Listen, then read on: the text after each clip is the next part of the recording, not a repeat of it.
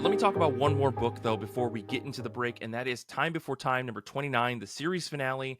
I thought there were 30 issues in this series. Turns out there's only 29.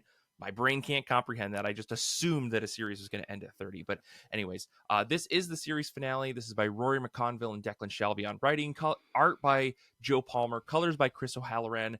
And yeah, this is the final issue with the original creative team that started the book, which I was very happy about.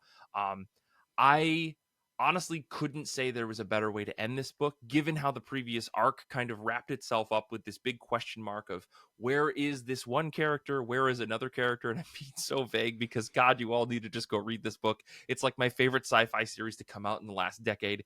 But yeah, there are a handful of kind of question marks that issue 28 left us with in terms of where does everybody end up in time. And I love the way that this book, this final issue, kind of beat around answering those questions until some of the final pages that I think as a longtime reader, I kind of saw coming, but I was very happy that it wasn't just blatantly thrown on the table there. And I like how the final issue really wraps around back into the first issue, because when a series that involves time travel happens, that's kind of a thing that's going to come up. Pieces are going to loop back on each other in some way.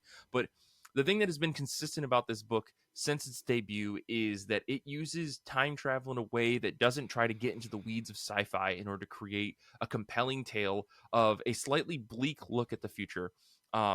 Where even with the power of time travel in our hands, people are still just people who simply wish to live a decent life. Like, I think we get this with other stories. I've compared this series to Looper many times. Looper, I think, for better or for worse, also kind of nails the same feeling. And there's another movie that I've seen that has one of the Weasley brothers in it. That's the way I can describe it. And I did not write it down, but time travel, I feel like as a thing, can either go hard sci-fi or it can leave all of that bits off the table and say we're actually trying to tell a story using time travel as a vessel to communicate what our goal is. And I really love the way that this book just like took the sci-fi off the table for the most part and just said we need to explain how, despite advancements in the future, whether we go 500 years, 1,000 years, 2,000 years, still comes back to the idea that people are just people who are trying to survive and live a decent life. Most people are not trying to live extravagant, crazy lives. Even with the power of time travel, they're not trying to manipulate the world to benefit themselves in such a way that it breaks everything.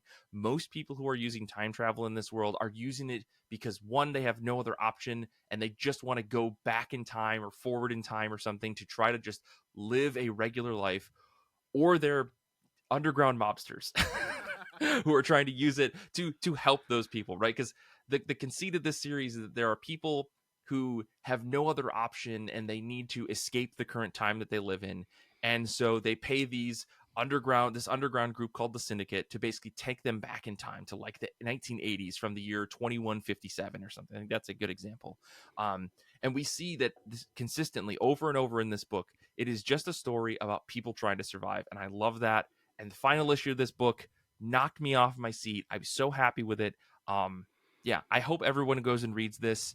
Thank you, Nick. Nick, you figured out About Time. He knew it. That's the movie I was looking at. But yeah, I love this series. I hope that everyone goes and reads it. I know that one of our listeners is finally starting it because I think I've been screaming about it for 2 years since it came out. So I'm really, really excited. And I was very happy that the art on this book ended with Joe Palmer, who was the person that started this series.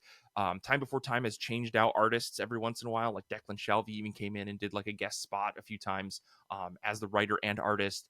And they had a couple of other artists that worked on this book. And yeah, I don't know. They found artists that worked with the vibe the best, but I've loved Joel Palmer's art since this series started, and I was bummed when he wasn't working on the later issues. So I was so glad that he came back to do this final one, because his art style, as blocky and strange, I don't know, like modern art it can be sometimes, that can be a little bit jarring for folks, suits this book so well. And seeing him draw all of the characters that were involved in this final issue really just warmed my heart. So love Time Before Time. Highly recommend it if you get a chance. It's one of the best sci-fi books that have come out in a really long time.